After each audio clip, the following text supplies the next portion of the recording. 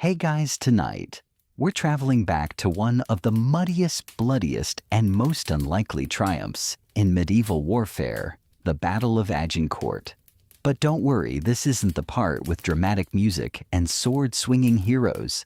No, tonight you'll walk in the frayed boots of a hungry, damp, and very nervous English archer. You trudge through a gray mist just before sunrise. The ground is sticky with mud, so thick it slurps at your feet, like a soup of cow dung and despair. Around you, the other men are quiet, the kind of quiet that comes from having too much to dread and not enough energy to panic out loud. The French outnumber you by the thousands. Not ideal. You're thin from weeks of marching and sick from whatever it was in that last bowl of fish stew. You haven't washed in. Honestly, you've lost count. And now, right ahead, the enemy is lined up looking like the cover of a knightly romance feathers banners, glistening armor. Ridiculous. You're wearing a patched woolen hood and a tunic that used to be green. Maybe.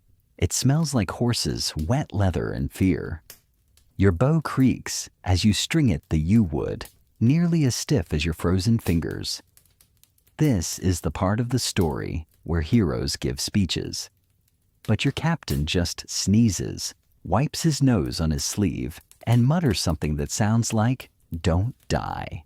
So before you get comfortable, take a moment to like the video and subscribe, but only if you genuinely enjoy what I do here. And if you're still awake enough, tell me where you're listening from and what time. It is always curious how far this sleepy little army has spread. Now dim the lights, maybe turn on a fan for that soft background hum, and let's ease into tonight's journey together. You woke up today knowing this could be your last sunrise. Not that the weather is helping. It's damp, overcast, and just cold enough to make every joint in your body creak when you move. You slept badly curled beside 3 other archers, 2 of whom snore like angry pigs. Your blanket wet? Your mood unprintable. Still you rise because that's what everyone's doing. You shuffle toward the ridge where stakes are being hammered into the mud-angled wooden poles, meant to skewer French horses before they reach your line. Smart, if not exactly noble. But then again, you're not noble. You're a farmer's son with a bowstring burn on your wrist and no plans to die under a cavalry hoof. You glance toward King Henry. He's surrounded by nobles in shiny armor that probably weighs more than you do. Historians still argue whether his speech was stirring or just a long-winded pep talk with Latin bits. You wouldn't know. You couldn't hear a word of it. You were too busy trying to dry your boots over a guttering fire and praying your bow doesn't snap in the cold. Around you, men are coughing, grumbling, fidgeting with arrows. The arrows are your pride, carefully crafted, broad-headed, and deadly. You've got about 60 in your sheath, each one hand-fletched and ready to ruin someone's day. If your bow holds up, if your fingers don't cramp, if your aim doesn't betray you. It's easy to romanticize this moment, to think of brave English lads standing proud. But you're mostly hungry. You've been living on stale bread and regret for the past week, and there's no backup plan if this goes sideways. Just the march of hooves across the field and the unmistakable sound of death heading your way. Someone starts humming a tavern song. Not the inspiring kind, more the sort sung after too many ales about a girl named Nellie and a goat. It's oddly comforting. Then comes the thunder. Hooves. French knights starting their charge.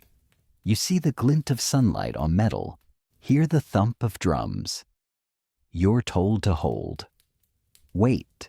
Don't fire yet. Your stomach twists, and then loose. You draw and release. Draw and release. Your bow sings like a harp tuned for murder. Arrows arc overhead like a dark swarm vanishing into the mist and then striking with dull, terrible thuds. Horses scream, men shout. The world becomes chaos. But here's a strange thing. It almost feels rhythmic. Archery is muscle memory, the same motion repeated again and again. Your arm aches, your fingers numb, but you don't stop. You can't stop.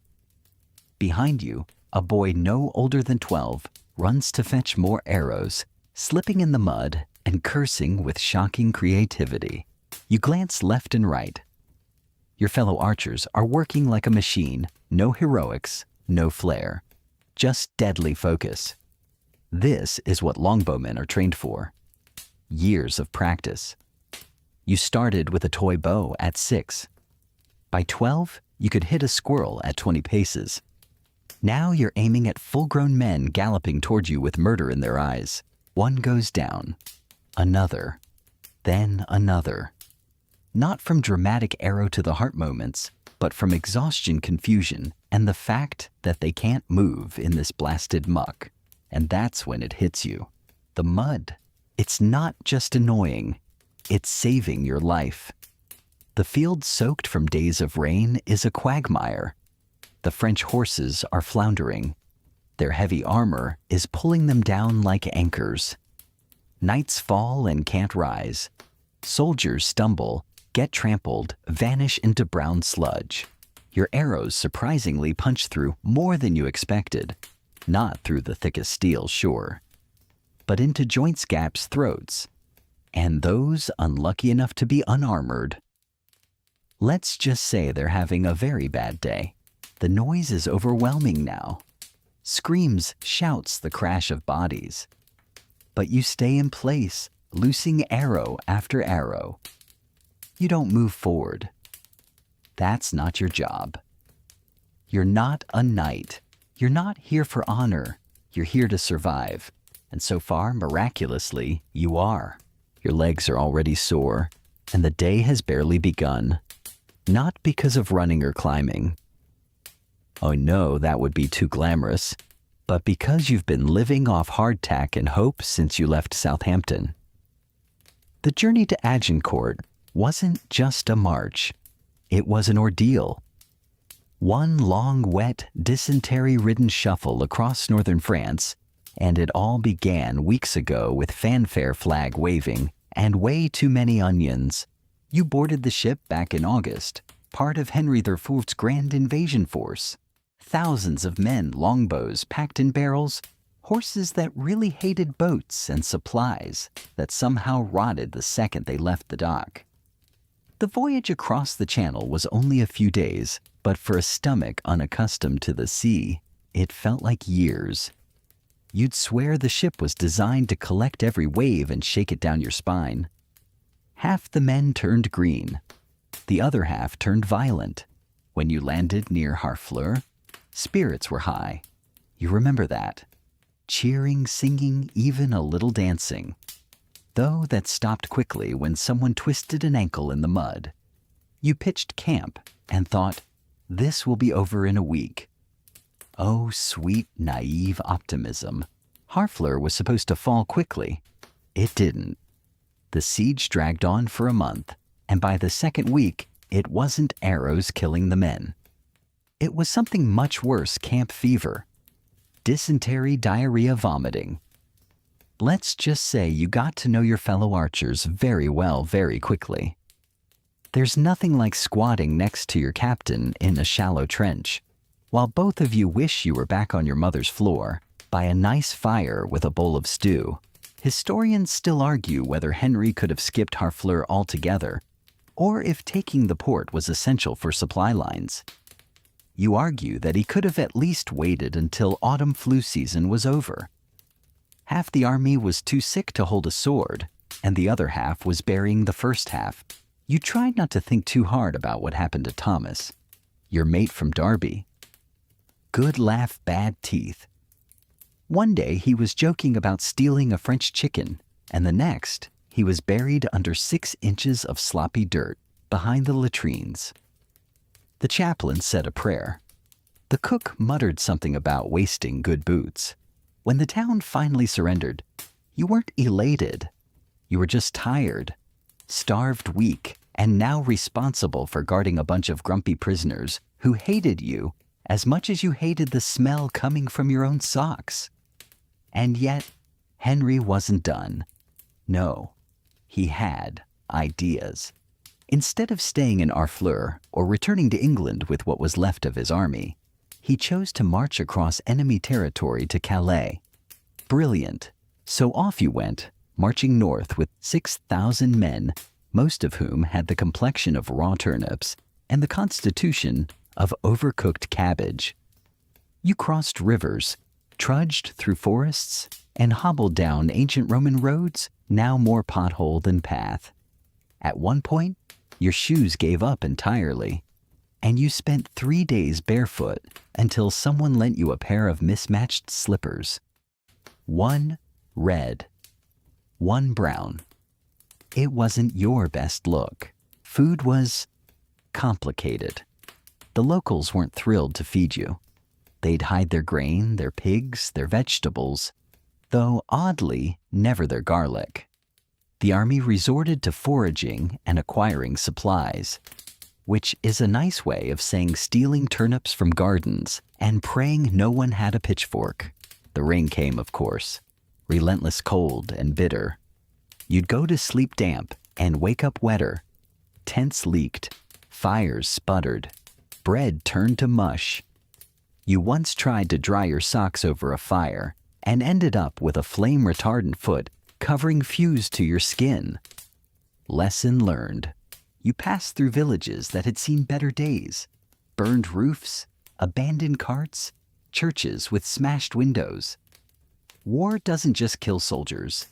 It empties homes, drains fields, and makes everything smell like old blood and broken promises. There were moments of strange beauty, too. A misty morning with dew glistening on the hedgerows. A shepherd who shared a piece of goat cheese and said something kind in French you didn't understand. The sound of a nightingale outside a barn where you slept with straw poking into your ear. Still, your numbers shrank with every passing mile. Some men slipped away hoping to find shelter or food.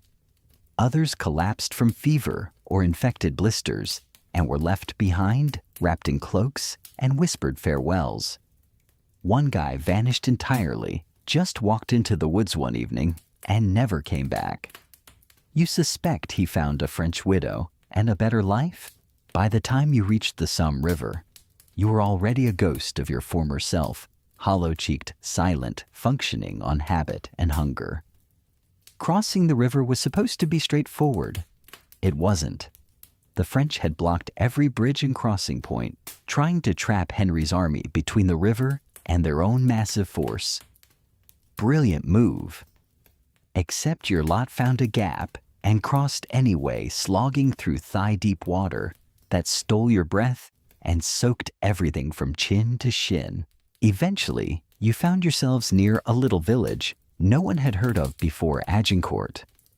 The French were ahead, blocking the road to Calais with an army somewhere between 12,000 and 30,000 men, depending on which terrified scout you asked.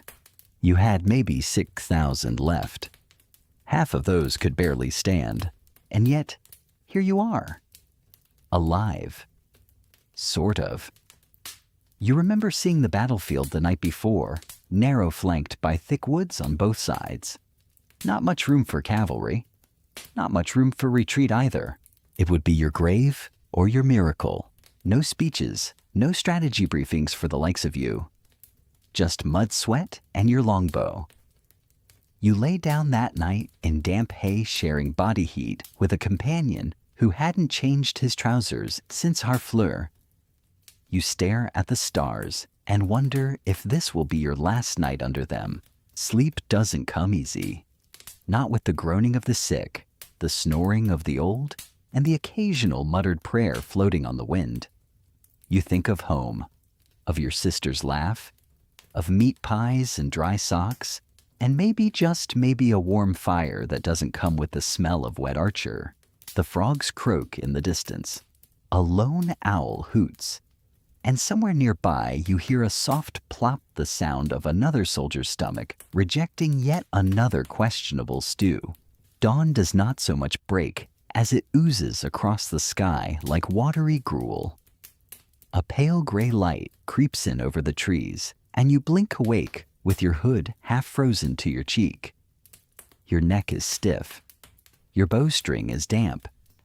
Your breath fogs as you exhale into the cold morning, and for a brief, ridiculous moment, you wonder if anyone remembered to bring breakfast.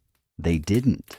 Instead, your captain nudges you with a muddy boot and points toward the woods to the west. "They're comin'." That's all he says. Then he coughs into his sleeve the wet kind of cough that's more plague than polite. You rise, joints crackling, and shuffle toward the front lines. The field is narrower than you expected. Trees crowd in from both sides, thick dark forests with gnarled roots and moss-slick trunks. Not ideal for cavalry, you think. Not unless the French horses have learned to fly. You take your place behind a row of sharpened wooden stakes driven deep into the muck last night by weary hands and cursing mouths.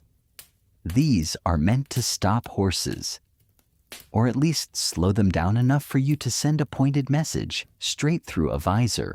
Around you the English line forms. Men at arms in battered mail and dented helmets, archers in quilted jacks with stained hoods and calloused fingers. You all look like laundry that's been through too many storms. But you're still standing, and then like a theater curtain lifting the mist parts. There they are, the French, arrayed in brilliant colors and shining metal. They look like they've walked out of a painting, and not one of those subtle, moody ones. No, this is full-on Renaissance drama, golden crests, fluttering banners, massive horses draped in silk plumes, the size of chickens waving in the breeze. You squint and suppress a snort. They do look magnificent. Also absurd, and also very, very numerous. Historians still argue over how many French troops stood on that field. Some say 12,000, others claim 25,000 or more. What they do agree on is this: the French had at least double your numbers, maybe triple. And unlike your lot, they hadn't spent the last month living on boiled weeds and stale beer. Someone nearby mutters, "That's it then. We're done." But then Henry appears. Your king. He's not exactly majestic. Young pale, a bit too intense. But he rides along the line, calling out, waving his sword, speaking words that might be encouraging, though honestly, you're too far back to hear much beyond brothers and God's will, and something about St. Crispin. You'd rather hear someone say, "We've got hot cider and clean socks." Still, it's something. A flicker of unity. The king rides like he believes it's possible that this ragged crew of sick, starving, overextended Englishmen could somehow not be obliterated today. You take your longbow in hand, fingers moving over the string out of habit. The yew wood is dark and slightly warped from damp, but it holds. You flex it. It responds. There's comfort in the familiarity. You've practiced with this bow since childhood. Law required it. Actually, every Englishman was expected to train regularly. Sunday after church, you'd line up in the village field and shoot at barrels and hay bales, while the priest complained about boys loosing arrows into his cabbages. Over the years, the motion became muscle memory. Knock, draw, release, over and over, until it was as natural as breathing. The longbow isn't fast, not like a crossbow, but in the hands of someone trained, it's devastating. Arrows fired with enough force to punch through bone leather, and sometimes, if the angle's right, even the weaker points of plate armor. And at hundreds of yards, too. You glance down the line and nod to the archer next to you. He's missing 2 fingers and still outshoots half the camp. Then comes the signal. You brace your legs in the mud, grip the bow, draw the arrow, deep breath. The enemy isn't charging yet, but you know what's coming. Your captain raises his hand. You wait. Still no movement. The French seem to be discussing something. There's gesturing, pointing. One guy looks like he's arguing about hat feathers. This takes a while. See, the French are noblemen, and noblemen have rules. Protocol, prestige, rank. They argue over who gets to go first. It's kind of amazing, actually. You wonder if they'll just talk themselves to death. Finally, a trumpet blares. The French cavalry starts to move. The ground begins to shake. You feel it in your knees. A deep vibration rising through the mud. Horses, dozens of them, then hundreds. Lances glint in the sunlight. You see the banners rise? Hear the war cries echo from across the field. And suddenly the fear evaporates. There's no time for it now. You notch your arrow. Draw, loose. The first volley arcs into the sky like a swarm of angry birds. The hiss of feathers slicing air. The faint whoosh as the arrows climb, hang and fall like deadly rain. You knock again. Draw, loose. Over and over, rapid fire. Your arm screams, your fingers blister, but you keep going. The cavalry stumbles. Not because of your arrows, at least not yet, but because the field is a swamp. Days of rain have turned it into a slop pit. The horses can't get traction. They skid, they trip. One goes down, then another, piling on top of each other in a glistening armored mess. And then the arrows start hitting. It's hard to tell exactly where your arrow lands in the chaos, but you see the results. A knight slumps sideways. Another wheels around, spurting blood from an unprotected armpit. One horse rears up and topples backward, crushing its rider beneath iron hooves and 50 pounds of chainmail. Your breath comes fast now. You're in rhythm. Arrow after arrow after arrow, each one a message, each one with a name on it. You just don't know whose. This is what you trained for. And it's just beginning. Your fingers are already raw, the calluses cracking the tips pink with fresh blisters, despite years of shooting. But you barely notice. Your body has settled into a rhythm that bypasses your thoughts entirely. Knock, draw, loose.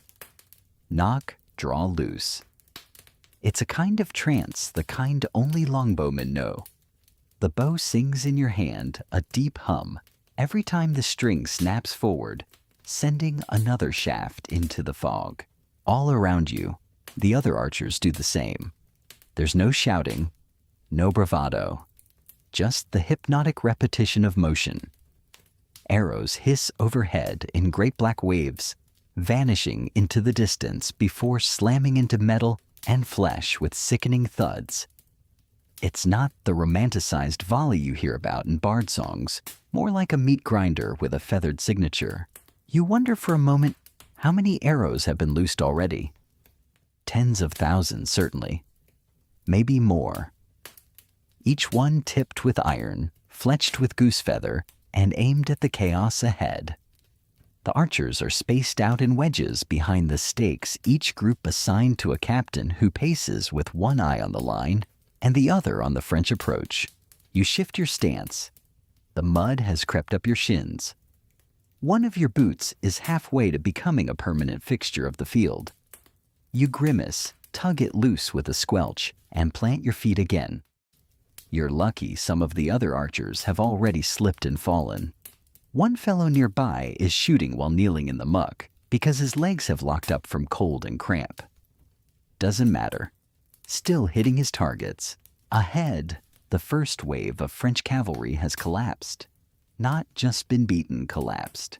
What was supposed to be a glorious charge became a slow-motion disaster. The horses couldn't build speed. The mud sucked at their hooves like glue. And the hedgehog of stakes, your side planted, oh, those worked beautifully. At least 3 riders now lie sprawled like dolls on sticks. Their plumed helmets askew their bodies, twitching in a grotesque parody of knightly grace. But that's just the beginning. Behind them comes the main body of French men-at-arms, armored infantry, advancing on foot weapons, raised faces hidden behind visors.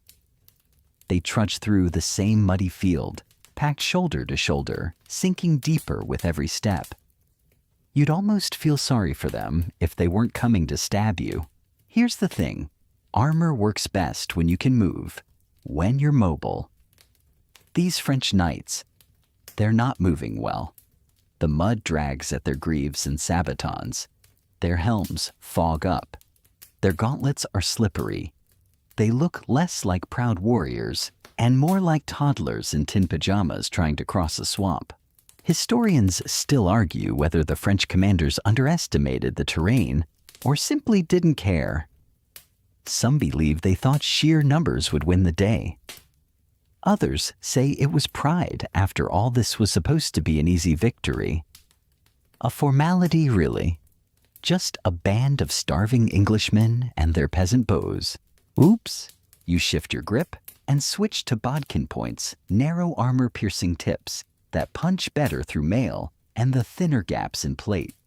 You aim low, not at the chest, not the helmet, the legs, the thighs, the armpits when they raise their arms. You aim for weak spots. That's what your instructor taught you.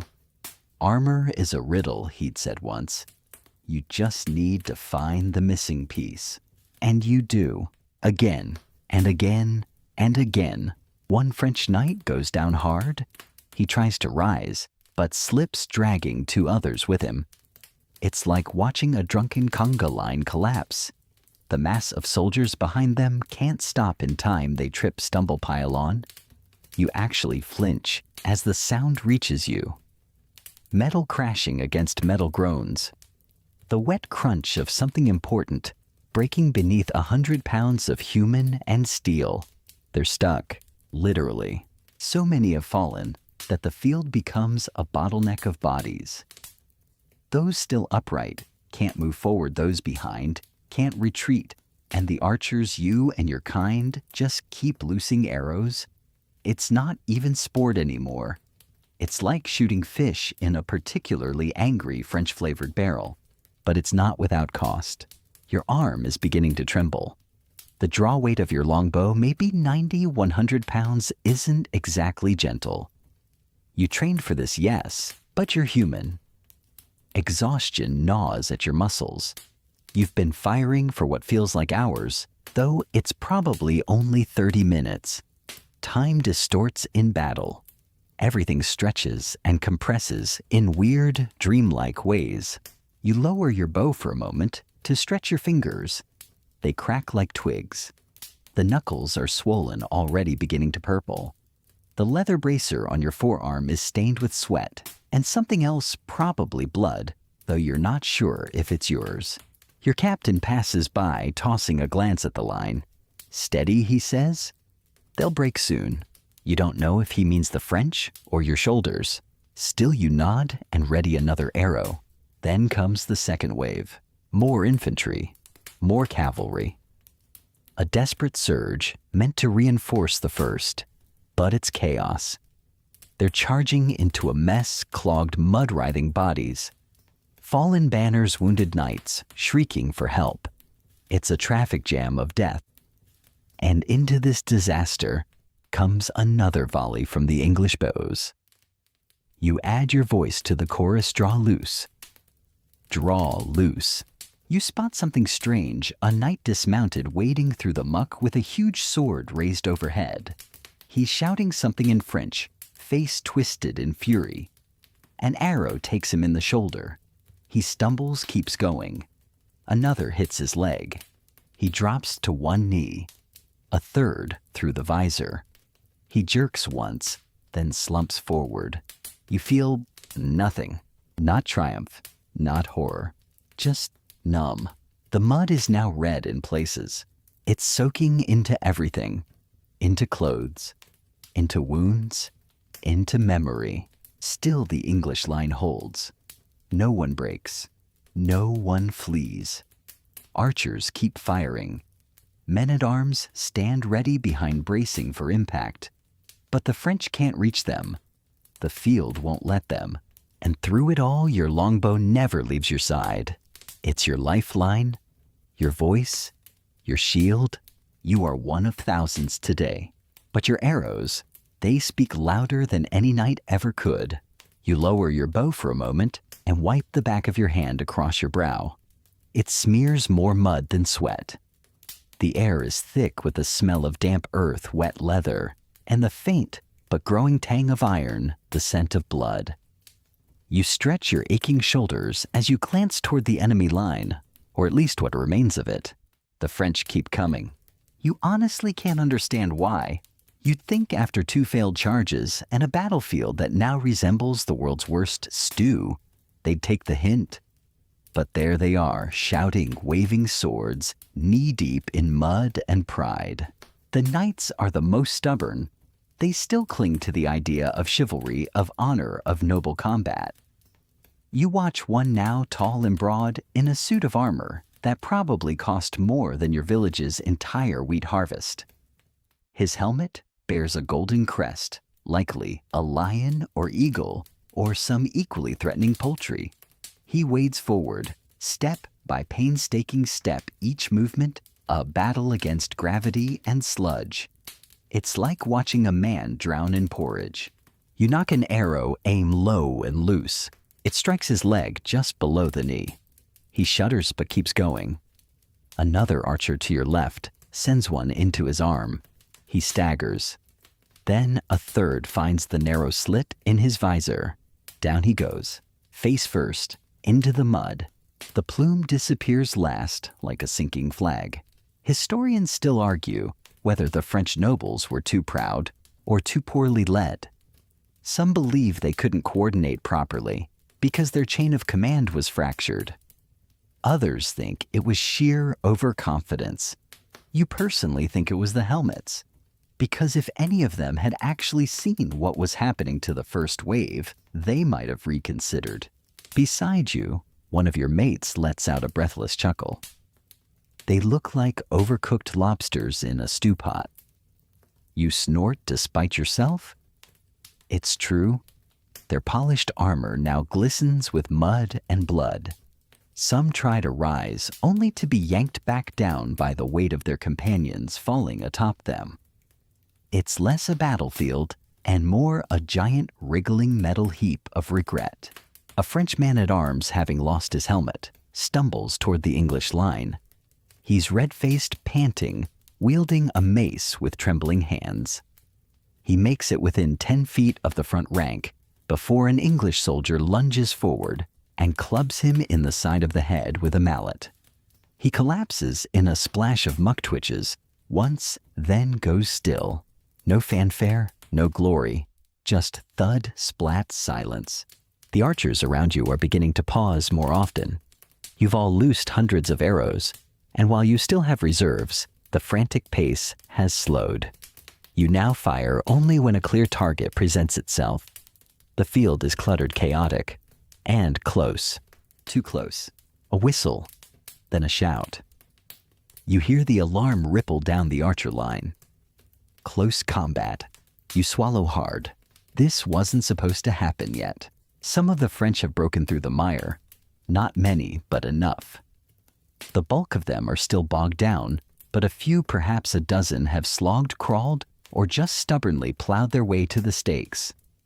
Now they climb over them like armored insects, huffing, snarling, swinging swords. One makes it past and charges toward your line.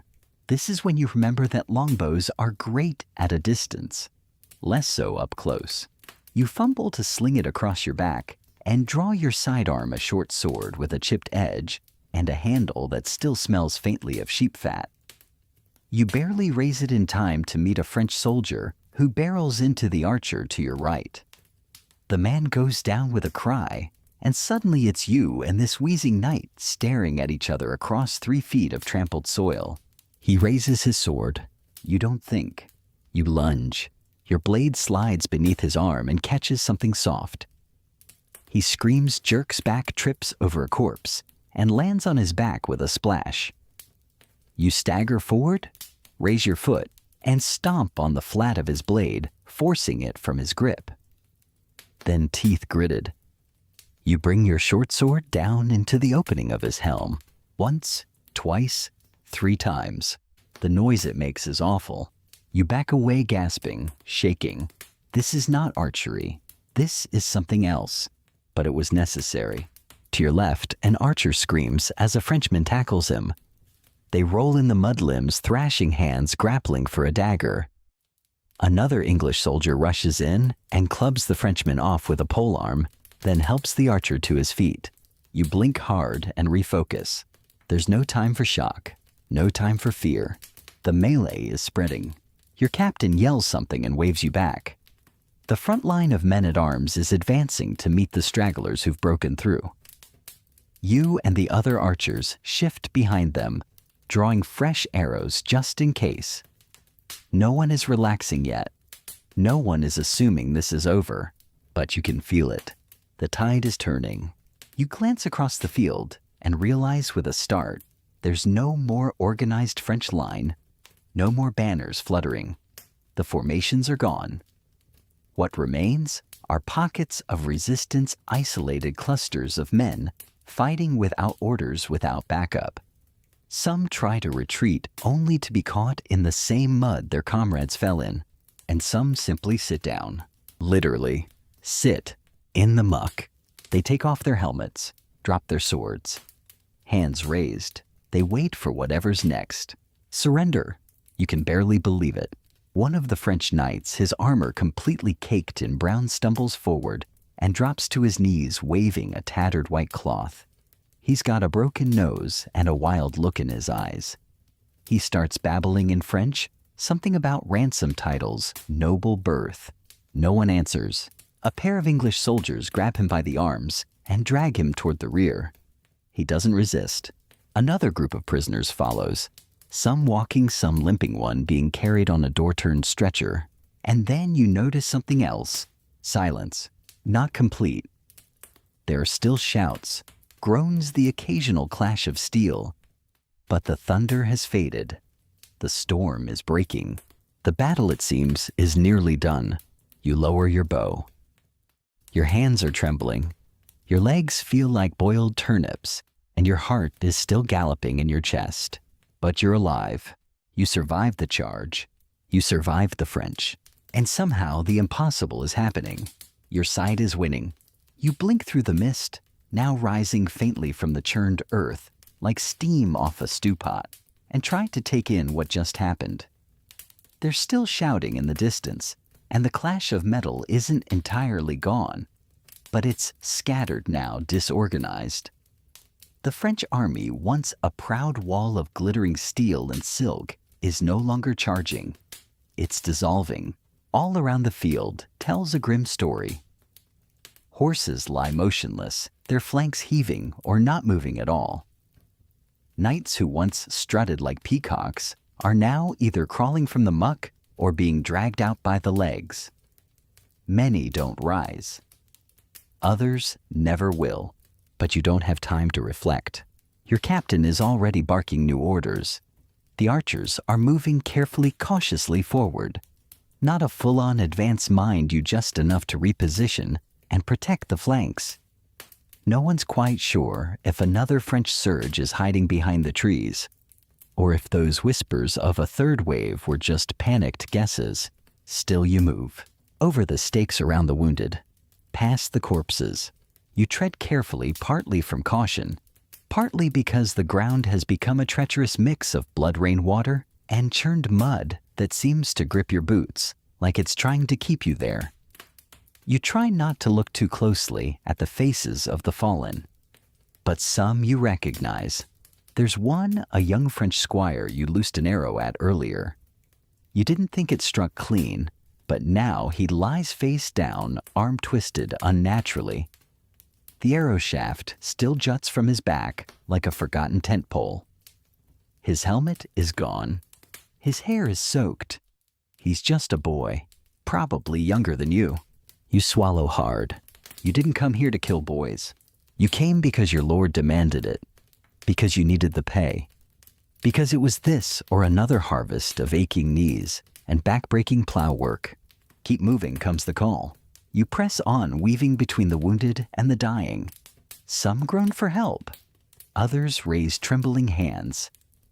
But there are no medics. no real plan for care. This is war, not a healing house. If you're lucky, someone with a basic sense of mercy will find you.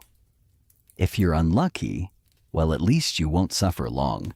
Suddenly you're pulled aside. Your captain gestures toward the edge of the forest. "Help dig," he says, handing you a short wooden stake. You stare at it. "What? Again?" He doesn't answer, just moves on. Turns out the English archers don't just shoot arrows, they also build battlefield surprises. You help form a small crew to reinforce defensive positions along the flanks. You drive stakes into the earth with the heel of your boot and whatever bit of muscle you've got left. It's hard work. The mud's thick, and your body feels like it's been through a threshing machine. But there's method to this madness. See, while the French were charging head-on, your captains were already thinking ahead. What if a fresh detachment rides in from the woods? What if those prisoners suddenly decide they've changed their minds about surrender? You lay down more stakes this time, angled inward toward the field, just in case. It's not glamorous, but then neither are most victories. They're built from caution, not courage. From your new position, you can see the center of the field more clearly. It's absolute chaos. Not the chaos of battle that's past, but the chaos of aftermath. French nobles are being rounded up, their weapons taken, their helmets pried off. Some protest. One tries to throw a punch and gets clubbed for his trouble. A group of English men-at-arms escorts a cluster of high-ranking prisoners toward the rear. You spot elaborate armor, fine fabrics, and more than one scowl. They look furious, humiliated, exhausted. One of them spits in the mud. Another sobs quietly as his gauntlets are pulled off and tossed aside. And it's then, in the midst of this almost surreal stillness, that you hear the rumor spreading like fire through dry straw. The king's given the order. What order? To kill the prisoners. You stop. Your hand freezes mid-dig. What? A nearby archer nods grimly. Henry's worried the French will rally. Says we've got too many to guard. He's ordered the knights to execute them. All of them. You stare at him. No way, ransom. Not this time. It doesn't make sense. These aren't just prisoners. They're money. Noble hostages are how wars pay for themselves. A captured knight can fetch a year's wage or 10. Some are worth land titles, entire dowries. But that's the order. Henry's afraid the French will attack again, and if they do, the prisoners could rise, grab weapons, and fight from within. There's no jail out here, no guards, just mud and mayhem. And so the unthinkable happens. You see it. A group of bound prisoners is pulled aside. English men-at-arms approach, grim-faced, weapons drawn. They're shouting, pleading, then steel. It doesn't last long. The screaming does. You can't watch. You turn away and pretend to adjust your boot. The mud is thick enough to hide tears if you had any left to shed. Historians still debate this moment. Some say the king was justified, that the threat of a second wave meant drastic measures. Others argue it was cold-blooded panic, a war crime centuries before the term existed. You just feel sick. Later, the king will change his mind. He'll call off the slaughter once he's certain the French won't regroup.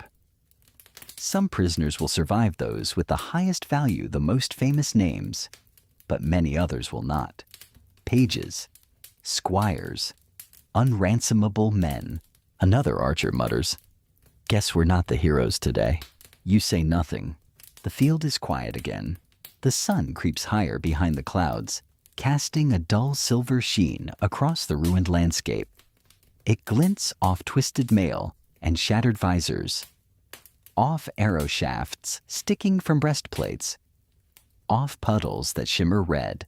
You exhale slowly and realize your arms are still shaking. The adrenaline is gone now, replaced with fatigue so deep it feels like it's in your bones. You did it. You helped stop an army. You with your muddy boots and rough linen and humble bow. And you're still alive. For now. You don't even know how long you've been standing there staring at the ground as the chaos fades. The sounds have changed. No more thunderous hoofbeats, no more cries of charge or volley. Just the low moans of the wounded, the quiet murmurs of men too stunned to celebrate, and the wet squelch of boots moving through a battlefield that has turned into something between a marsh and a grave. You shuffle back toward camp, or what passes for camp. A patch of slightly drier earth where some battered tents still stand. The fires are barely lit, and the air smells strongly of onions, sweat, and victory, if such a thing has a scent. Your hands are stained, not just with dirt and blood, but the oily residue of arrows, and the sour tang of fear you never noticed until now. You find a stump and sit because your legs have decided they're through with heroism for the day. Your limbs ache in places you didn't even know had muscles. Your right hand twitches each time you try to make a fist muscle memory from hours of pulling that cursed bowstring. A few other archers sit nearby in the same stunned silence. One of them laughs softly. "I thought we were dead for sure," he says. You nod. "Still might be. I haven't checked if I still have all my insides." Another archer grunts and lifts his foot, showing a boot half dissolved from mud and apparently a personal vendetta from the French countryside. As the day creeps forward, you hear snatches of conversation from the nobles. Some are debating how many of the enemy fell estimates range wildly. Others argue about what this means politically, about how this will change the French court, or sway the Pope, or influence the next tax vote back home. Big words, important thoughts, but you're just wondering if someone remembered to boil water for tea. Somewhere nearby, a cook is reheating something in a battered cauldron. The smell is enough to make your stomach growl, even if the contents look like sock water with suspicious floating bits. You join the line such as it is. Men stare blankly ahead, cradling their bowls like relics. No one's talking about glory or God's favor. They're just hungry. The meal burns your mouth, and you're thankful it's the first thing that's made you feel alive since this morning. One of the captains walks by, and a few men straighten up. It's not from respect, it's habit. You don't want to be picked for extra duty. But this time, there are no new orders. Just a tired nod and a reminder to stay close. As night begins to fall, the rain starts again. Of course it does. You pull your cloak tighter around your shoulders and shuffle closer to the fire, which does its best to defy logic and continue burning despite the drizzle. The conversation remains sparse. Most of the men are still processing what happened. That they are still breathing. That the French army, the big one, the terrifying, magnificent force that everyone said would end the war in a day, was beaten. And not by superior numbers, not by better armor, but by a bunch of weary bowmen, a clever king, and an absolutely hideous patch of mud. You lie down eventually using your pack as a pillow, though it's far too lumpy to be called such. You close your eyes and try not to replay what you saw: the heap of armored bodies, the horses caught in that awful slow-motion tumble, the bright young squire with blood on his collar. But the images come anyway. Sleep is shallow and twitchy. Every rustle of fabric or crackle of firewood has you jolting upright hand, already reaching for your dagger. A few others do the same. No one laughs at the reaction. You've earned your ghosts. At some point deep into the night, you hear hushed voices. Nobles and officers speaking in low tones about the dead, the wounded, the prisoners. One name catches your ear: Jean Le Mangret, the Marshal of France, captured. Another, Charles d'Orléans, also captured. Both worth ransoms that would make a poor archer blush. You hear someone whisper, "This will break them." Whether it's the French or just something inside all of you isn't clear. Eventually the conversations fade. The fires crackle. and the rain finally lets up, leaving only the gentle patter of droplets from leaves and helmets and makeshift awnings. You wake to a gray, cold morning. Your back feels like you've been beaten with a cart axle. Your fingers are swollen and refuse to straighten at first, but you're upright. You're breathing. There's no trumpet, no horn blast, no parade. Just the slow realization there's no more fighting. Not today. A few of the wounded moan nearby. Someone died in the night. You see the body wrapped in a cloak, face covered. Another man walks past, carrying arrows, gathering what can be salvaged. A few are still usable. Most are snapped. Some are stuck in bodies. No one's moved yet. You stand groaning and help collect what you can. It's not glorious. It's grim. But it's what must be done. Later that day, you see King Henry again. He's cleaner than you remembered. The mud's been scrubbed from his armor, his sword polished. He addresses the men.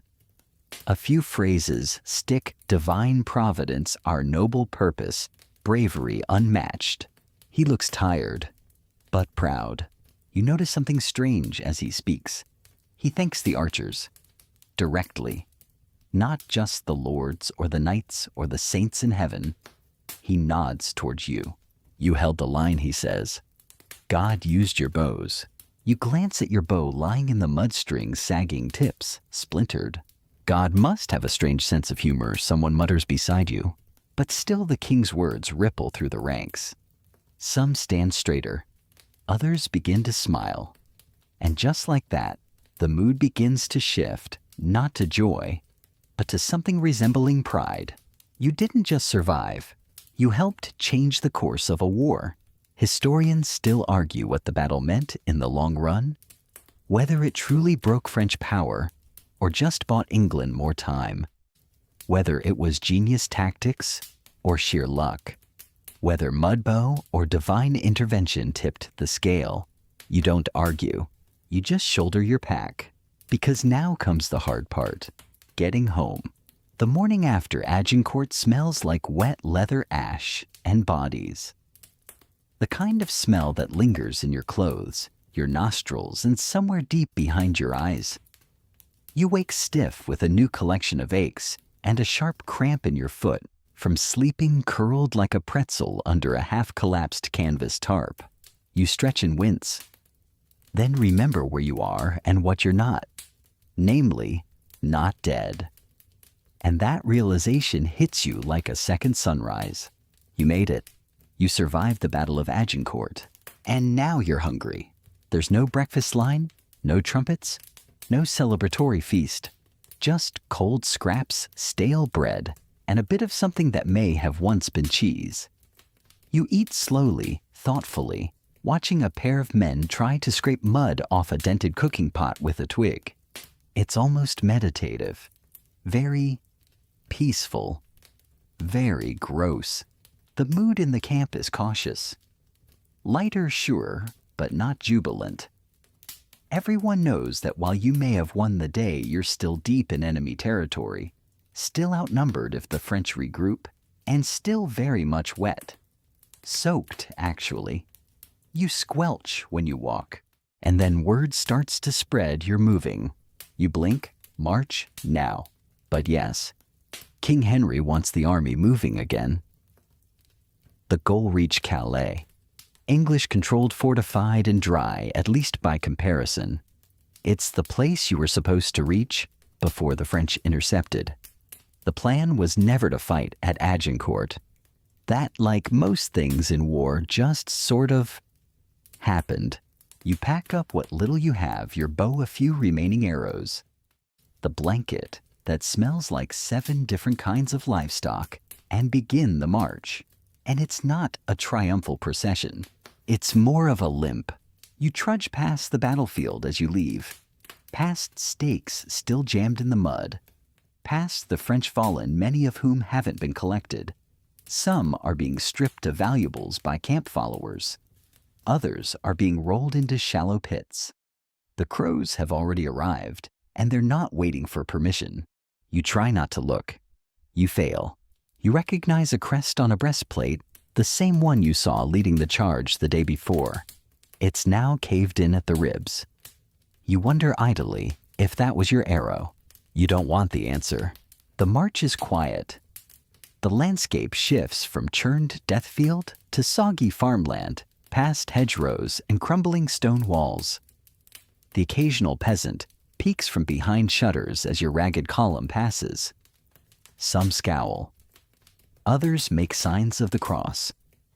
One woman tosses something at your feet, a rotted apple or maybe a statement. You don't blame them. To them, you're not a hero. You're an invader. Even if you are cold and limping and missing half a shoe, your feet blister by midday. The roads are better than the battlefield, but only barely. You thank every half-useful deity for the relatively flat terrain and pray no one suggests marching in formation. You pass a dead horse lying in a ditch, its belly bloated, its eyes gone.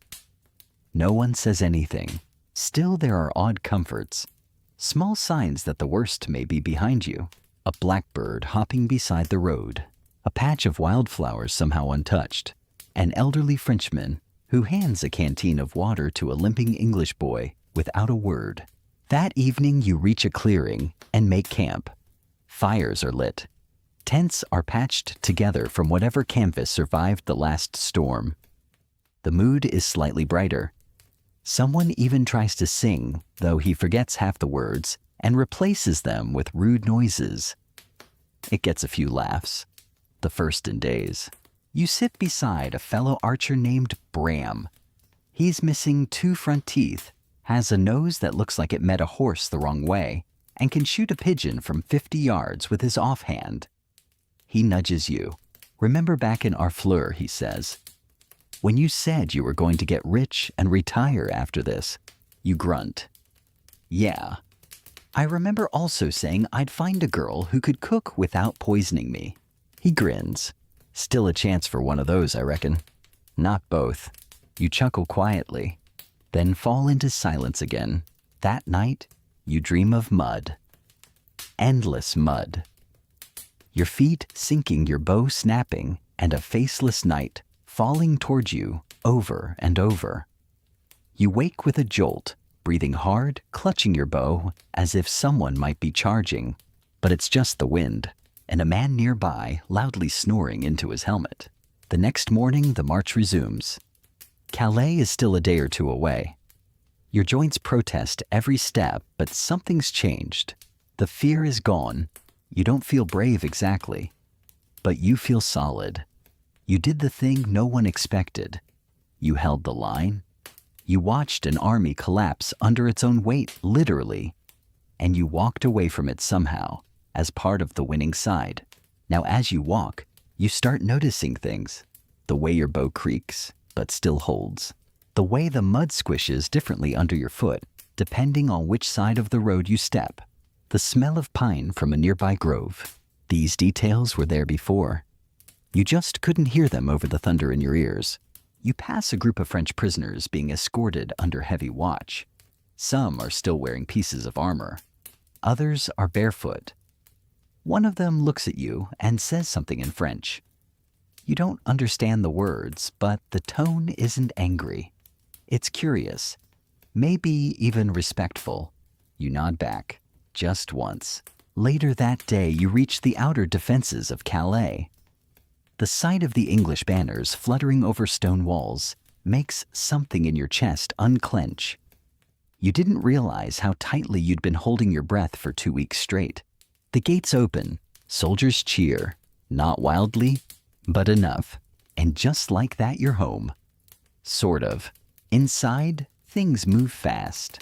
The wounded are treated. The nobles argue about who deserves credit. The king gives a speech. The scribes start writing. The story is being shaped already. You, the archer, are part of it now. You don't have a name that'll go into the books.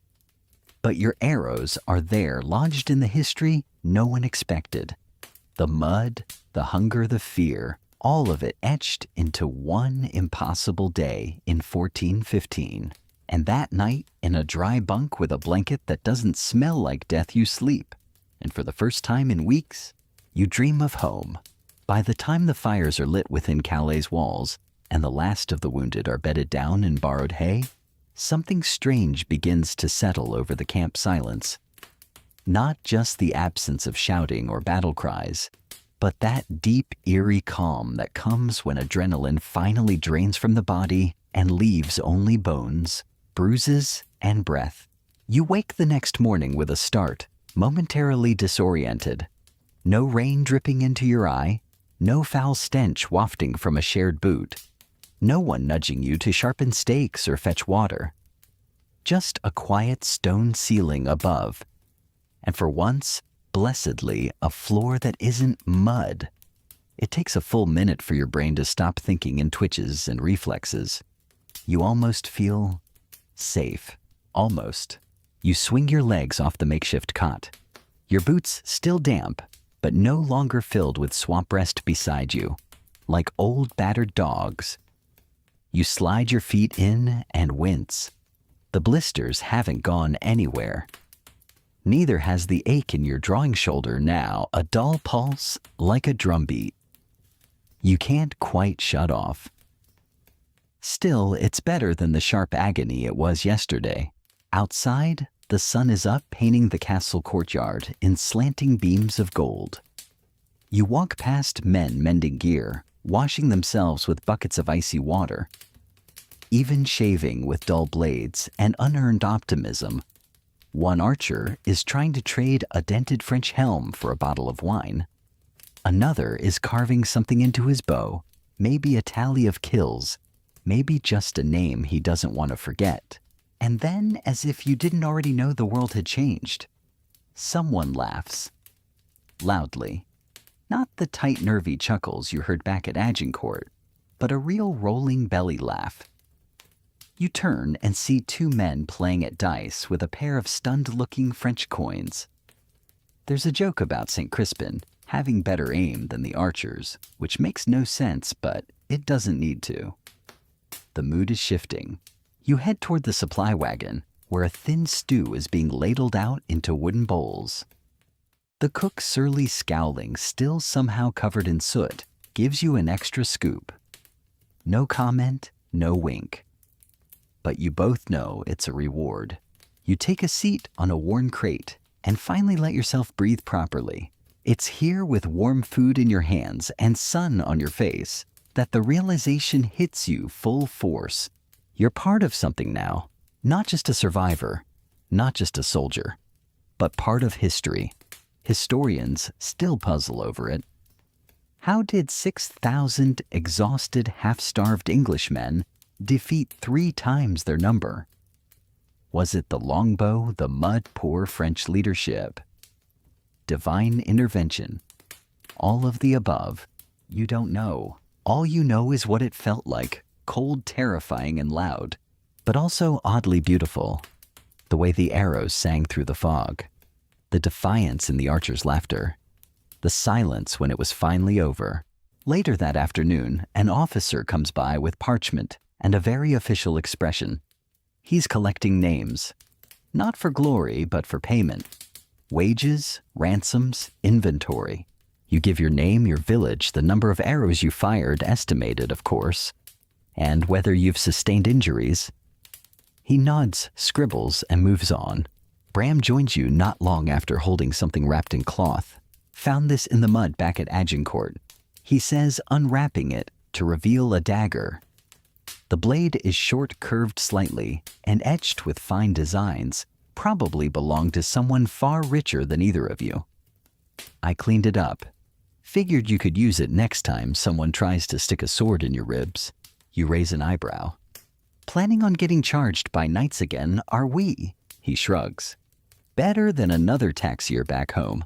You take the dagger and thank him. It fits nicely into your belt. You tell yourself you'll never need it again, but you still check that it's within reach before turning in that night. The following days pass in a blur of odd normalcy. Camp duties resume.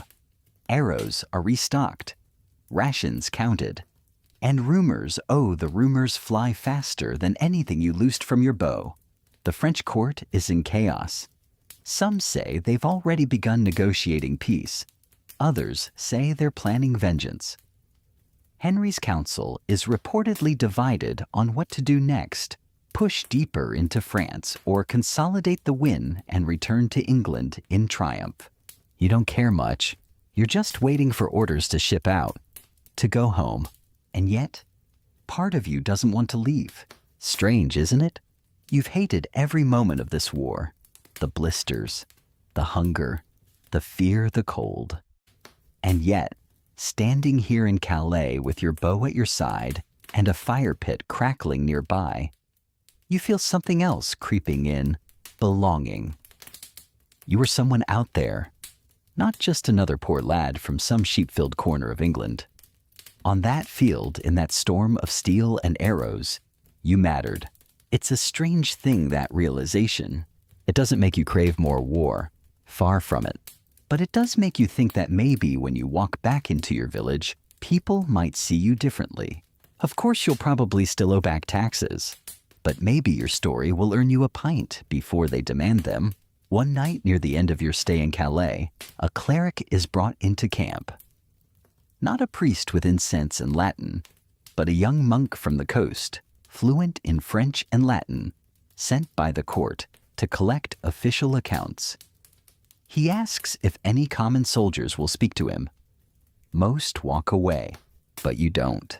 You sit beside him and tell him what you remember, not the grand strategy or the king's speech, but what it smelled like, what it sounded like when arrows struck what it felt like to step over the fallen. He listens closely, writes quickly, nods often. When you're done, he says, "You've done God's work." You shake your head. "I did what I had to." He smiles soft and weary. That's usually the same thing. He leaves the next day. His scrolls packed with scribbled details from knights and clerks, and a single muddy archer who couldn't sleep without hearing hooves in the distance. You never see him again, but you remember that line, and somehow it helps. The order comes at dawn, announced by a weary herald with a trumpet. That sounds more like a goose being stepped on than any instrument of war. "We march," he calls, as though this is exciting news. You groan, rubbing the stiffness from your knees and ankles, which creak in protest, like a cart rolling over gravel.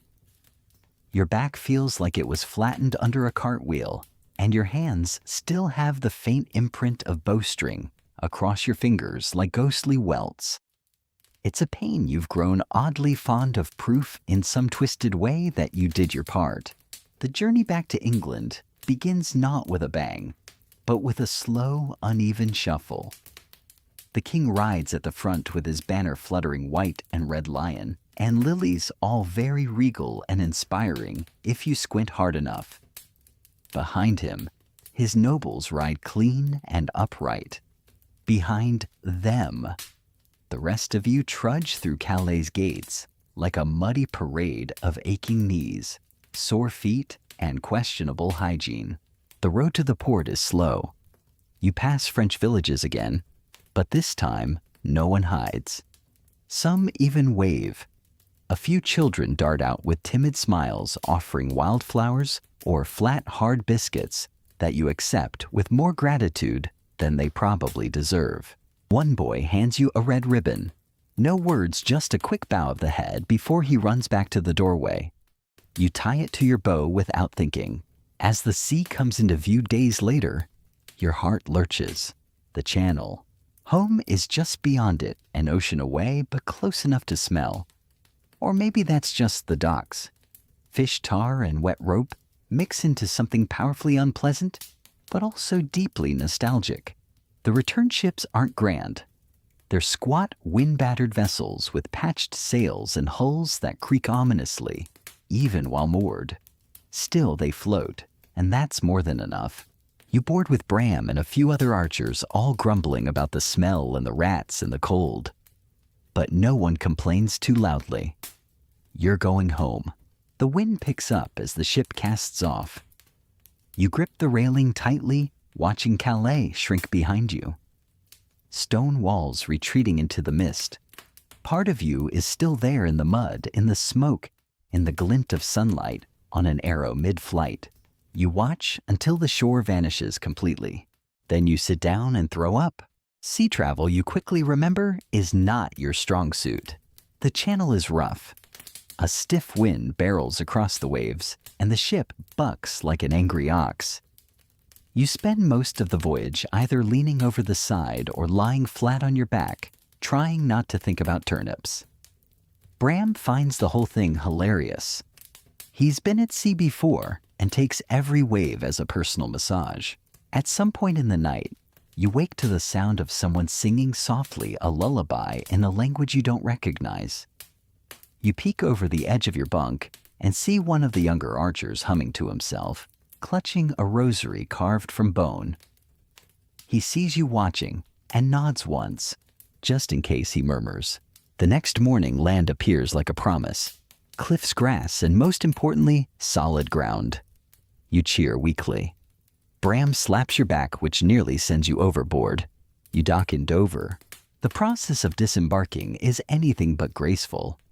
You trip over ropes, step in a puddle of what might be seawater, and immediately realize the docks are colder than you remember. But none of that matters. You're back. On English soil. The reception isn't grand. There's no band, no procession, no line of noble ladies tossing petals. Just a few soldiers checking names, and a tax collector who looks entirely too interested in the contents of your pack. He pokes your sack of gear with a stick and raises an eyebrow at the French dagger tucked in your belt. Souvenir, you say. He huffs, but lets it pass. You're told you'll be paid soon, as the crown sees fit, which sounds suspiciously like never. But that's a problem for another day. You and Bram make your way to an inn near the harbor. It's loud, smoky, and smells of spilled ale and overcooked mutton.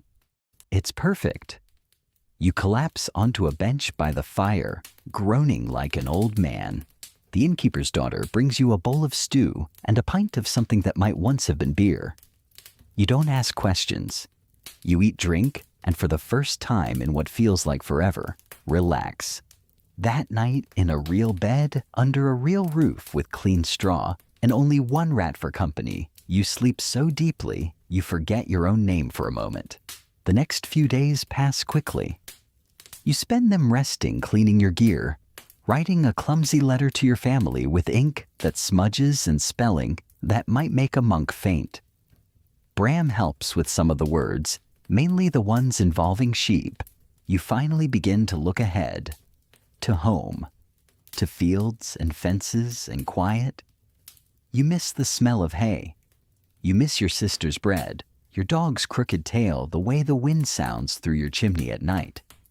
You even miss the complaints of old Roger, the neighbor, who insists every winter is the worst on record. You've got a long walk ahead, and no guarantee the farm is still standing. But you're ready. Before you leave the port, you hear one final thing that gives you pause: a bard singing in the square. He strums a lute and sings a song of Agincourt already, just days after your return. The song is beautiful and bold, full of noble sacrifice and heroic deeds. It names lords and kings, of course, not archers, not you. But as the final verse drifts into the sky, you smile. You were there. Your hands fired the arrows. Your feet stood in that mud. Your bow bent in the morning mist. Let them sing their songs. You'll carry the truth in your bones. The walk home takes longer than it should. Not because of the distance, though. That's certainly part of it. But because of the new weight you carry. Not in your pack, in your mind. Your boots patched, stained, possibly cursed thud along the dirt road that winds through the hills and hedgerows of southern England. The leaves are just starting to turn, painting the landscape in sleepy shades of amber and rust. It's beautiful. It's quiet. And it feels almost too peaceful. Like the world forgot you were out there fighting for it. Bram is gone now, headed west to find his brother's farm. You shook hands, shared a few final insults, and promised to drink together again, though neither of you said when or if. War does that. makes promises feel like borrowed time. You pass through small villages along the way, places with names like Nettlebush and Ox Hollow. Some people recognize the uniform and nod with a kind of cautious respect. Others avoid your gaze, perhaps not sure whether to cheer or cross themselves. A few children run up and ask if you killed a Frenchman. You smile politely and change the subject. At one inn, the barkeep offers you a free pint after you mutter Agincourt. His eyes widen. You were there, he says, in a hush, usually reserved for saints or ghosts. You nod. He pours the drink with trembling hands. You know, he adds, they're saying the French outnumbered us 5-1. You don't correct him. Why would you 5-1, 10-1? It hardly mattered when it felt like the whole world was charging at you across that miserable field.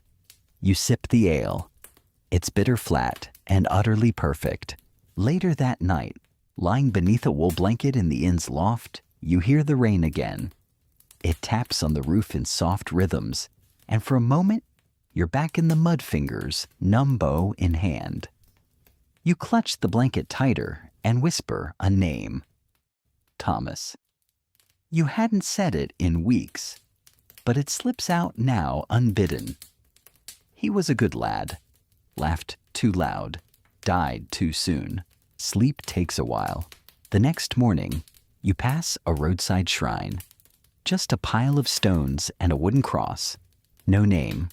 Just a strip of cloth tied around it, faded red. You stop, take a breath, and leave behind one of your last arrows point down in the soil. By the time you see your village rising over the next ridge, your legs feel like iron rods, and your boots are holding on by sheer faith. But your heart lifts. The cottages, the smoke rising from the hearths, the old crooked church spire. It's all exactly as you left it. Almost. You reach your family's small farm by midday. The gate creaks just like it always did. The chickens scatter as you approach. And then there's your sister, standing in the doorway with a bundle of kindling in her arms, jaw falling open. She drops the bundle. By St. Cuthbert, she breathes. You manage a grin. Miss me. She doesn't say anything. Just runs forward and pulls you into a hug so tight, you wonder if your ribs might crack before your sword ever had the chance. She drags you inside. There's stew on the fire. The table is the same. Even your old tunic, still too short in the sleeves, is hanging by the door. You sit. You eat. You tell parts of the story. Not all. Never all. She listens. Nods. Tears up once. Then smacks your arm when you joke about marrying a French girl just for the food. The next few days are a blur of familiarity. Chopping wood, mending fences, checking on animals that seem surprised to see you. You fall back into the rhythm of rural life, like slipping on a worn coat. But it's not the same coat, is it? Because you've changed. One morning as you're hauling water from the well, the old shepherd Martin approaches. He's nearly blind now, but his nose still works fine. He sniffs and says, "Smell that." You pause. "Sheep." "No," he replies. "Peace." You both stand there for a while listening to the wind. "Was it as bad as they say?" he finally asks. You think for a long moment. "Worse," you say, "and better." He nods like he understands, and maybe he does. Later, you find yourself in the village square, watching as a traveler tacks a notice to the market post. It's a poem of all things, written in thick script with mention of Henry's victory of brave knights and the divine storm of arrows that fell like rain. Your name isn't on it, but you smile anyway, because you remember the rain, not the divine kind, the real rain, the cold English kind. The kind that soaks your bones and makes your bowstring snap and turns the battlefield into a soup of regret. And you remember that you kept shooting anyway. That night, you take out the French dagger Bram gave you. You've cleaned it, polished it, and wrapped the hilt in cloth. You don't plan to use it again. but you lay it on the mantle above the fire, a reminder not of killing, but of surviving. Historians still write about the Battle of Agincourt. They draw maps, list names, debate tactics. They tell stories of kings and lords and fabled speeches. But they rarely talk about the men who shot until their fingers bled. The ones who trudged through rivers of mud and slept in hedgerows and came home without fanfare. Men like you. And as you lie in your old bed, staring at the thatched ceiling and listening to the nightbirds outside, you let that thought settle deep into your chest. You are history now. Even if no one writes your name, the weeks that follow unfold with a kind of slow, stubborn grace. You wake with the sunrise shoulders aching in familiar ways, and you fall asleep to the creak of rafters and the distant lowing of cows. The rhythms of home are still there, planting, mending, feeding, fixing. And at first, it's enough. More than enough. It's a soft landing after a hard fall. But the longer you stay, the more you realize something shifted inside you. It's not that the work is beneath you. It's just quieter. You move through it like a man half in another world, the kind where every sound meant danger, every movement carried weight. Here, your biggest worry is whether the goat has figured out how to unbolt the pen again, and yet the war still lives in your bones. You feel it when your hand reaches for a non-existent arrow each time someone startles you. You hear it in the way your sister says your name gently, carefully, like you're something fragile now. And you see it in the eyes of the men in the village who didn't go. Some avoid your gaze, others stare too long. Most ask the same question eventually. What was it like? You try different answers. Muddy, loud, quick then slow, but they don't satisfy. Because how do you explain it? That sick anticipation as the first wave approached, the sharp twang of the bowstring, the way the air smelled like iron and wet wood, the sensation of watching a man fall and knowing it was your hand that sent him there. You don't want to forget, but you don't want to remember everything either. One evening you visit the church, not for prayer exactly, though the priest seems pleased to see you. He asks if you'd like to give thanks. You nod, but instead of kneeling at the altar, you walk out back behind the old stone wall where the wind rustles the yew trees. You sit there alone and speak aloud to no one in particular. Thomas, you say softly, I made it. You tell him about the mud, about Bram, about the soup that may or may not have included a rat. You don't say you're sorry. You know it wouldn't be enough. Later, you help the priest repair a broken pew. He talks while you work, filling the silence with old tales and newer gossip. You mostly listen. When he pauses to mention that the king has returned to London, welcomed like a god, you nod, but say nothing. There's a celebration planned, apparently. A triumph. Crowds. Banners. Music. The king, they say, has declared it a divine victory, and he's promising more soon. Maybe even a full conquest of France. You feel a familiar knot in your stomach, because you know what that means. The war isn't over. Not really. And your name, your dusty, calloused, mud-splattered name, is still on the rolls. One morning, a rider arrives in the village square. Not a soldier, a royal courier. He carries scrolls sealed with wax and tied with blue ribbon. He reads them aloud before the gathered townsfolk, the words echoing like thunder in the hush. All men of age and service previously sworn to His Majesty, who took part in the campaign at Agincourt, shall prepare to be recalled into muster. You stop listening, because there it is, the summons. You go home and sit in the field behind your house, staring at the hills. Your sister finds you there after a while. They want you to go again, she says quietly. You nod. She sits beside you, pulls her shawl tighter. Do you want to? You think about that for a long time. Do you? You think about the feel of your bow in your hands, the way the arrow fits perfectly between your fingers, the discipline of it, the rhythm. You think about Bram's laugh, about the silent nods passed down the archer's line, about the way the world narrowed to a single sharp point when you took aim. And then you think about the faces in the mud. No, you say, I don't. But wanting and doing are rarely the same. A few days later, you travel to the next town where the local garrison is assembling. The square is full of banners and barked orders. Men you barely recognize nod to you with quick, reserved respect. Others greet you like a legend. You report, present your name. They ask if you're still fit for service. You show them your hands, scarred stiff but strong. They give you a token, a small wooden disc marked with a crest, a symbol of promise, of obligation. You're told you'll receive further orders soon. Back home, the news spreads quickly. Some villagers clap you on the back. Others shake their heads and murmur about the king's appetite for war. You don't respond to any of them. That night, you sit by the fire with your sister. She pours tea and says, "You'll do what you need to." You nod.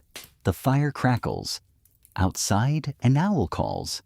In the distance, a dog barks, once, then falls silent.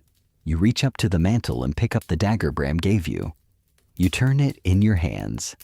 It catches the light just so, still beautiful, still deadly. "I don't want to be a soldier," you say almost to yourself. "You're not," she replies. "You're an archer." You smile faintly. She's right. There's a difference. The bow isn't a weapon of rage. It's a tool of skill, of patience, of precision. You're not a brute. You're not a knight with a mace. You're a craftsman. Your weapon is wood and string and flight. That night you take the ribbon the boy gave you back in Calais and wrap it around your bow's grip. Just a small knot. Nothing flashy. But it feels right. You don't know where the next campaign will take you. Whether you'll live through it. Whether you'll ever fire another arrow in anger. Or whether this was just one strange chapter in a life otherwise meant for fields and fences. But you do know this.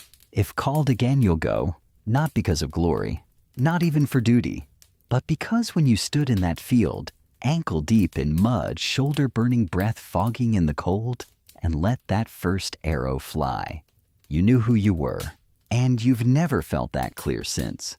You don't hear the word hero until the spring thaw. It's market day in a nearby town, your first time venturing beyond your village since the king's orders were read aloud. You walk the muddy path. Slowly bow slung across your back, the red ribbon still tied at the grip like a silent promise. As you pass through the town gates, you're struck by how loud everything feels.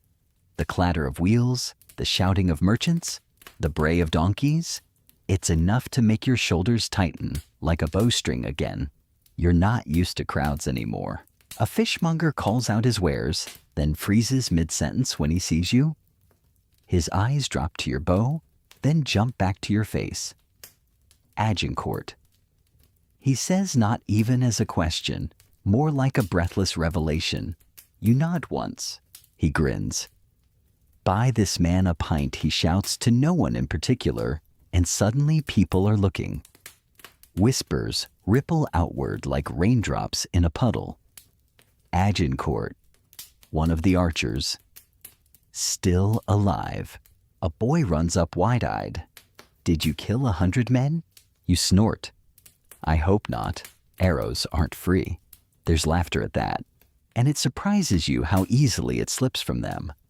They don't know the smell of mud and blood. They only know what the ballads say. You let them buy you that drink, though. In the tavern, someone's already singing a new song, this one, not about knights or kings, but archers. About the river of iron, loosed from English yew, about the muddy angels with feathered halos. It's poetic, it's flattering, it's also not entirely true. You didn't feel like an angel that day. You felt like a man trying not to die in wet socks. But still you sip the ale and smile politely. People need stories, especially the kind that end in victory. especially when the truth is too complicated to hum around a fire. The innkeeper, a plump woman with arms strong enough to lift a barrel one-handed, leans in close. "My husband died at Crécy," she says. "Your king's father led that one. I was just a girl, but I remember it. Thank you." You want to tell her you didn't do it for her, that you didn't even do it for the king, that you did it because the man next to you was shooting and the man behind you was coughing, and the only thing that made sense was knocking the next arrow. But instead you just nod and you say, "I'm sorry for your loss," because that's what people say, and because you mean it. On your way back home, you pass a small chapel with a wooden notice board out front.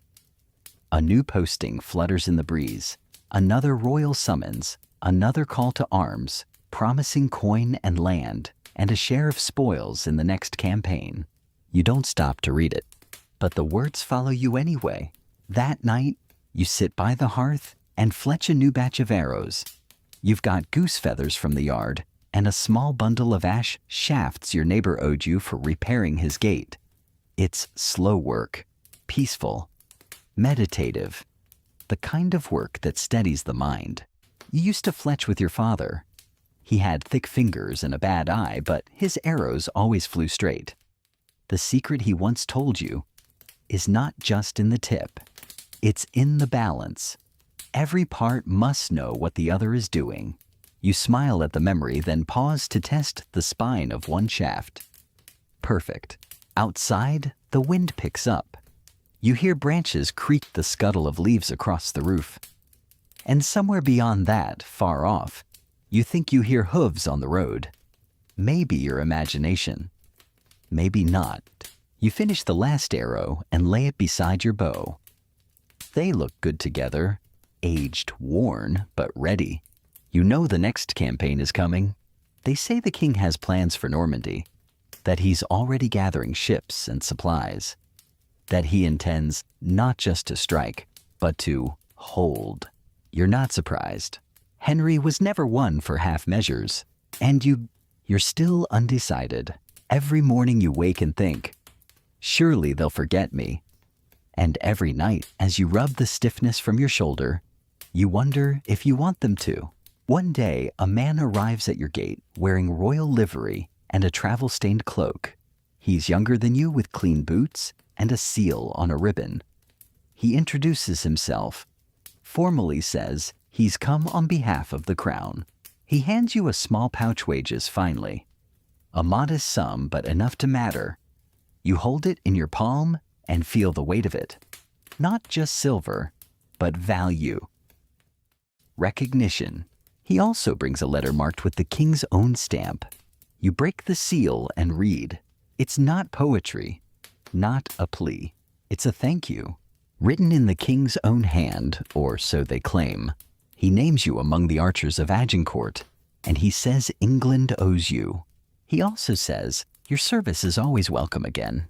You stare at that line for a long time. Later, you tuck the letter into a small wooden box with the ribbon and the dagger and a scrap of your original muster token. These are the things you'll keep, not as trophies, but as reminders, not of war, but of yourself. You return to the fields that spring. The soil is soft, ready for seed. Your sister plants herbs along the fence. A neighbor helps you repair the old cart. Life continues, and so do you. You never forget the bow. You oil the wood once a week. You keep your arrows dry and your aim sharp, because peace is not permanent. And if the king calls again, if the mud beckons and the drums beat once more, you'll know what to bring, not for glory, not even for country, but because when you raise your bow and let fly that first arrow, you remember who you are and who you became. The letter from the king sits on your mantle like a quiet guest who never quite leaves. You don't read it often, but you know every word. It has that polished tone royal scribes like to use, full of gratitude, valor, and service to the realm. But it's that final line that clings to you like burrs on wool. Your continued readiness shall not be forgotten. It doesn't say you must return. It just implies that you will. And so the days move forward, and you keep one eye on the weather and the other on the road. The farm demands attention. Spring brings weeds and fence posts that refuse to stay put, calves that need turning, and gutters that leak like bad poetry. It's honest work, grounding work. But even while you're hauling stones or mending a cracked gate, you can feel the muscle memory of war whispering in your bones. Stand straight, breathe, slow, loose, clean, and you're not the only one changed. The village treats you differently now. It's subtle. No one kneels or sings songs in your honor. But people nod more when you pass. The smith no longer haggles. The baker slips an extra roll into your satchel without saying a word. Even the priest who used to sigh at your missed services now clasps your shoulder and says, "It's good to have you home, son." You say thank you. You smile. But you don't really feel like home is something you've returned to.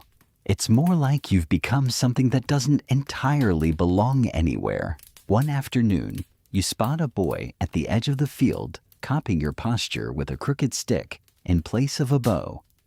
When he sees you watching, he freezes, then lowers his weapon sheepishly and starts to slink away. You call out to him, "Where's your anchor point?" He blinks. You walk over, take the stick, and show him. Here you say, nudging his hand up to his cheekbone. Every time. Same draw, same line of sight. He nods, eyes wide. "Is it true you fought at Agincourt?" He whispers. You consider lying or deflecting, but instead you nod. "Was it scary?" You pause. "Yes," you say, but not all the time. Mostly it was muddy. He laughs. You show him how to grip the stick like a real bow. Then tell him to practice, but not too much, or his fingers will blister, and his mother will blame you. Later that night, you sit by the hearth and smile at the memory. Not the war, the boy, the future. Because even as the drums of another campaign begin to beat in distant corners of the realm, even as whispers of Normandy and sieges and castles start to drift down through market stalls and traveling monks, you realize something. The story of Agincourt isn't just yours. It belongs to everyone now. It belongs to the archers who came home and quietly rebuilt roofs and filled wagons and taught children how to hold a bow. It belongs to the widows who keep lighting candles and the smiths who melt old armor into hinges, and the poets who never saw a battlefield but somehow still understand it. The story lives in tavern songs and kitchen tales, in old men with long memories and young boys with bright questions. It's changed, already polished, softened, made safe for dinner talk. But beneath all that, you still know the truth. The mud, the breathlessness, the aching arm that wouldn't quit. The strange holy silence after the arrows fell. You hear it sometimes in dreams. The way the wind hissed over the bowstring, the way the battlefield held its breath before the first scream. But it's not always a nightmare. Sometimes it's just a memory. Sharp, clear, honest. One evening, a message arrives by courier. Not a royal edict this time, just a folded note sealed with red wax. It's from Bram. He's in the north now, helping train a new levy of archers. Says they're a decent bunch, but soft. He jokes that the only thing they've ever aimed at is a sheep too slow to duck. He wants to know if you'll come join him. You stare at the letter for a long time. Training, not fighting. A new chapter. You don't answer right away. Instead, you head out back into the field where the grass is tall and the sky wide. The sun is sinking gold and slow. You string your bow, nock and arrow, and pick a distant fence post. You breathe in, anchor, draw, loose. The arrow sings through the air and thuds into the post with a satisfying thunk. You lower the bow and smile. You haven't lost your touch, but you've gained something else. That evening, you write Bram back. You tell him you'll come, but only for a season. You've got repairs to finish calves to birth a sister who's learned to bake oatcakes worth living for. You say you'll bring your own arrows, and maybe a few stories. In the weeks that follow, you prepare to leave again, not for war, but for teaching, for something quieter. The village bids you farewell with simple gestures: a sack of dried apples, a new leather bracer from the tanner, a loaf wrapped in cloth. Your sister hugs you at the gate, then punches your arm hard enough to sting. Don't let them make a night out of you, she warns. You laugh. I'm too poor for that. And then you walk the road again, not with dread, not with duty, but with a strange peace blooming somewhere in your chest. Because this time you know the path. You've walked it before, and you've returned. You always will. You arrive in the north, under a sky the color of worn wool, and a wind that bites through your cloak like it holds a grudge. The village is little more than a crossroads with a smithy, a crooked chapel, and a training field that's mostly puddle. But it's enough. Bram finds you before you even reach the inn. He looks older, grayer at the temples, a little more stooped. But when he grins, it's the same mischievous face you remember from muddy tents and whispered jokes during watch shifts. Thought you'd come crawling up here eventually, he says, throwing an arm around your shoulder. Come on, I've saved the good straw at the barracks. Slightly less damp than the rest. You laugh, and for a moment, the road weariness vanishes. The next morning, training begins. Your new recruits boys and a few girls from local farms arrive with stringy arms, blistered feet, and an impressive ability to drop everything when the soup bell rings. Most have never held a proper bow. A few hold them like firewood. You start from scratch. Posture, grip, knocking. Drawing without snapping the string into your nose. You watch them fail and fail again. One drops his arrow 3 times in a row and blushes so deeply, you wonder if he'll ever recover. But then something beautiful happens. They try again and again, and slowly the line straightens. The arms strengthen. The arrows start to fly in something resembling a pattern. The laughter gets looser. The footwork becomes less like a barn dance and more like movement with purpose. Bram handles the drills. You focus on the bow work. One day, a quiet lad named Ewan pulls off 3 bullseyes in a row. He beams at you. Was that good? You nod. Now do it after marching 20 miles and sleeping in a ditch. His smile falters. Oh, you pat his shoulder. But yes, that was good. You start to recognize familiar types, the show-off who learns fast, but skips the basics. The doubter who doesn't know his own strength. The one who thinks every pull is a battle against the bow, not a conversation with it. You teach them all, but you also teach the other thing, the quiet thing. That archery isn't about war. Not really. It's about discipline, rhythm, calm in the noise, breathing in the silence. One day after the lesson, a young girl lingers. Her name's Isla. Freckles, sharp eyes, stubborn stance. Did you kill anyone at Agincourt, she asks. You pause. Not because it's the first time you've been asked, but because she doesn't ask it with awe or fear. Just curiosity. Like she's trying to picture what the weight of it might feel like. You sit on the stump beside her. Yes, you say honestly. Did it feel good? No, you say, but it felt necessary. She nods once, doesn't speak again, just picks up her bow and keeps shooting. That night, you and Bram sit by the fire in the common room. It's quiet, except for the wind outside and the occasional creak of the floorboards. You ever think we'll be called up again, he asks. You sip your drink and shrug. Maybe. You going? You lean back, stare into the flames. I think I've already gone. Far enough. He nods slowly, doesn't press. And that's how it goes for months. You train, you teach, you live. Letters come from the South with news. Some talk of politics, some of border disputes. One says the king is pressing further into France. Another claims Henry has fallen ill. You don't know what's true. You don't rush to find out. Because here in this little northern corner of England, there are bows to shape and minds to steady. You begin to write your own notes, recording lessons and thoughts in a small leather book Bram gives you. You've got away with silence, he jokes. Might as well put it in writing. And so you do. You write down the feel of a perfect draw. The way the breath should slow before release. The way mud clings to your boots after too long standing still. You write of Agincourt, not the glory, but the details, the fog, the cold, the quiet dread. You don't name yourself in it, just the archer. One evening, as spring turns to summer, you gather your students for a final lesson. You line them up, their bows in hand, and tell them, today you'll shoot blind. Confusion murmurs. You'll close your eyes, you explain. Draw and loose.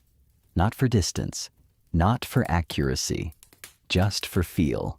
They grumble, but they try. One by one the arrows fly. Some fall short, some fly wild, but just a few make a sound you recognize. That true whistle of clean flight. You nod to them. That's the shot you'll remember. Not the one you see, but the one you know. Later, as they drift away, you stay behind. Your bow in hand, the red ribbon still at the grip. You draw one final arrow, close your eyes, and let it go. The bow hums, the air parts, and somewhere far down the line, the arrow lands. You smile, because you don't need to see it. You already know, and now with your bow resting by your side, and the fields quiet again, you let the hush of evening settle in around you.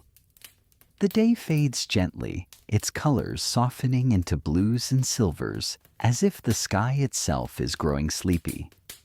Somewhere nearby, the last songbird chirps its final notes before nestling into the hedgerow.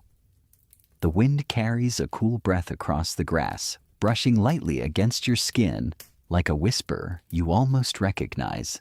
You breathe slowly, deeply, your shoulders easing your hands, resting open, the weight of armor and memory slipping away with the dusk. There are no enemies here, no orders, no need to march or draw or aim. Just you, the earth beneath you, the quiet sky above, and the knowledge that you made it through the storm. You endured, you returned. In the distance, a faint creak of timber reminds you of the old chapel door swinging in the breeze. The world is still turning, still mending, still growing, and so are you. Let your eyes drift shut now if they haven't already.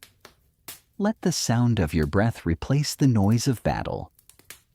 Let the ache in your muscles give way to the comfort of stillness. You're safe here. You're home. The arrows have been loosed, the journey walked, the tale told. The fire's burned low, but the warmth lingers. Sleep, archer. You've earned the rest. You've carried the bow long enough, and the world can wait till morning. Or end of script. Sweet dreams.